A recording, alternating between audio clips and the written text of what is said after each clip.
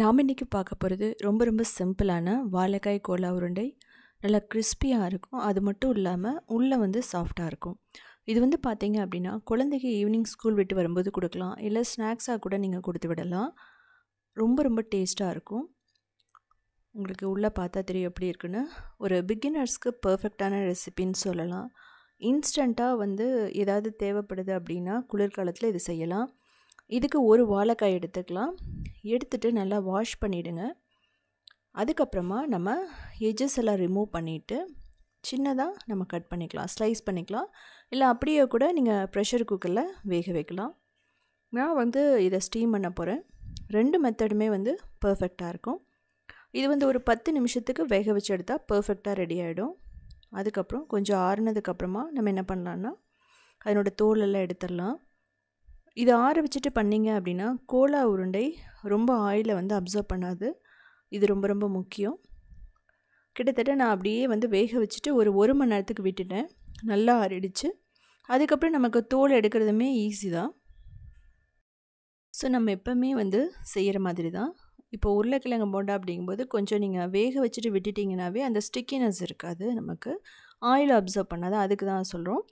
So இப்போ வந்து நம்ம இதை கட் பண்ணி அப்படியே வச்சிடலாம். பொட்டுக்கடலை 1/4 கப் போட்டுட்டு நல்லா ஃபைன் பவுடரை அரைச்சி அதை ஒரு பவுலில் எடுத்து வச்சுக்கலாம். இதுக்கப்புறம் வெங்காயம், இஞ்சி, பூண்டு, தேங்காய், சோம்பு, பட்டை, கறிவேப்பிலை, கொத்தமல்லி, வரமிளகாய், பச்சை மிளகாய் இதெல்லாம் போட்டுட்டு கரகரப்பாக அரைச்சிக்கலாம். அதுக்கப்புறம் வேக வச்ச வாழைக்காய், உப்பு போட்டுட்டு தண்ணியே ஊற்றாமல் கரகரப்பாக அரைச்சி எடுத்து வச்சுக்கலாம். இப்போ நமக்கு எல்லாம் பர்ஃபெக்டாக ரெடி ஆகிடுச்சு. இப்போது பொட்டுக்கடலை பவுடரில் இதை போட்டுட்டு நல்லா மிக்ஸ் பண்ணுங்கள். இது வந்து மிக்ஸ் பண்ணுறதுக்கு 1 நிமிஷம்தான் ஆகும், ரொம்ப டைம் எடுத்துக்காது. இது ப்ரிப்பேர் பண்ணுறதுக்குன்னு பார்த்தீங்கன்னா 5 நிமிஷம்தான். ஸோ வேக வைக்கிற டைம் மட்டும்தான் உங்களுக்கு அதிகமாகும். அதே வந்து ப்ரெஷர் குக்கர் அப்படிங்கும்போது ஒரே ஒரு விசில் விட்டால் போதும், பர்ஃபெக்டாக வெந்துடும். ஸோ இப்போது நமக்கு அந்த மிக்சர் ரெடி ஆகிடுச்சு.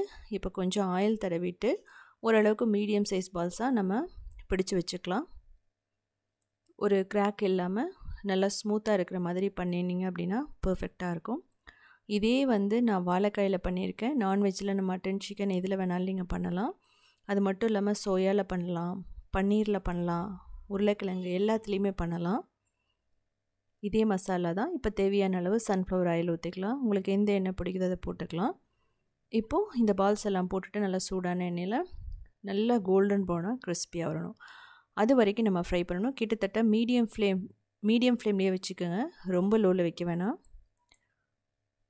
ரொம்ப ஹீட் அதிகமாக இருக்கிற மாதிரி இருந்துன்னா வேணால் நீங்கள் கொஞ்சம் சூடை கம்மி பண்ணிவிட்டு அதுக்கப்புறம் ஃப்ரை பண்ணலாம். ஸோ இந்த மாதிரி மெத்தடில் நீங்கள் பண்ணும்போது உங்களுக்கு ஆயில் அப்சர்வ் பண்ணாது. யூஸ்வலாக கோலா உருண்டை அப்படிங்கிறது நம்ம பொட்டுக்கடலை எல்லாம் போடும்போது கொஞ்சம் ஆயில் அப்சர்வ் பண்ணும். அது எதனாலன்னா அந்த உருண்டை ரொம்ப லூஸாக இருந்துச்சுன்னா உங்களுக்கு ஆயில் அப்சர்வ் பண்ணும். கரெக்டான பதத்தில் இருந்தது அப்படின்னா நமக்கு ஆயில் எல்லாம் இது குடிக்காது. உங்களுக்கு பார்த்தாவே தெரியும், ஊற்றின ஆயில் வந்து அப்படியே தான் இருக்கும். இது வந்து ஆயிலில் ஃப்ரை பண்ண உங்களுக்கு பிடிக்கலங்கிற பட்சத்தில் நீங்கள் பேக் பண்ணலாம், இல்லைனா ஏர் ஃப்ரையரில் கூட நீங்கள் ஃப்ரை பண்ணலாம். இல்லை அப்படின்னா ரொம்ப சிம்பிளான மெத்தட் சொல்கிறேன். நீங்கள் பணியாரம் கல்லில் கொஞ்சம் ஆயில் ஊற்றிட்டு இதை போட்டு ஃப்ரை பண்ணி எடுக்கலாம். ஆனால் என்ன அப்படின்னா நம்ம ஆயிலில் ஃப்ரை பண்ணுறது ஒரு டேஸ்ட் வரும். பட் ஏர் ஃப்ரையரில் பண்ணுறது, பேக்கிங் பண்ணுறது இதெல்லாமே வந்து டேஸ்ட்டு கொஞ்சம் மாறும், அவ்வளோதான். இதை வந்து நம்ம டைரெக்டாக அப்படியே சாப்பிட்றதா, இதோட எதுவும் சட்னி எல்லாம் எதுவுமே தேவையில்லை. உங்களுக்கு வந்து இது மீதி ஆகிடுச்சு, நீங்கள் நிறையா செஞ்சிட்டிங்க அப்படின்னா அதுக்கு வந்து பார்த்திங்கன்னா ரெசிபி இருக்குது, நான் உத்தமி கிச்சனில் போட்டிருக்கேன். கிரேவியாக பண்ணிடலாம். இல்லை அப்படிங்கிற பட்சத்தில் ஏதாவது பிரியாணி பண்ணிங்கன்னா அதில் இந்த உருண்டைகளை நீங்கள் போட்டுடலாம். இல்லைனா உங்களுக்கு வடைக்கறி மாதிரி கூட நீங்கள் பண்ணலாம். நல்லா மசாலா குருமா வச்சுட்டு லைட்டாக உடச்சி போட்டிங்கனாவே பர்ஃபெக்டாக ரெடி ஆகிடும். இது வந்து தயிர்லேயும் போடலாம் கோலா உருண்டை, அதுவுமே நல்லாயிருக்கும். ஸோ இதே மாதிரி நிறைய ரெசிபிஸ் வேணும்னா நீங்கள் உத்தமி கிச்சனை ஃபாலோ பண்ணலாம். அது மட்டும் இல்லாமல் க்ரியேட்டிவ் வேர்ல்டுன்னு சொல்லிட்டு இன்னொரு சேனல் இருக்குது. அதுலேயும் 1900 ரெசிபிஸ் போட்டிருக்கோம். அது மட்டும் இல்லாமல் சவுத் இண்டியன் ஃபுட்ஸ்.inங்கிற வெப்சைட்டை கிட்டத்தட்ட ஒரு 14 இயர்ஸாக ரன் பண்ணுறோம். 8000 ரெசிபிஸ், ஸ்டெப் பை ஸ்டெப் ஃபோட்டோஸும் இருக்குது, ப்ளஸ் வீடியோஸும் இருக்கும். ஸோ பார்த்துட்டு கமெண்ட் பண்ணுங்கள். அது மட்டும் இல்லாமல் இது உங்களுக்கு எப்படி வந்துச்சுன்னு சொல்லிட்டும் கமெண்ட் பண்ணுங்கள். ஸோ உங்களுக்கு காட்டுற உள்ளே எப்படி இருக்குன்ட்டு.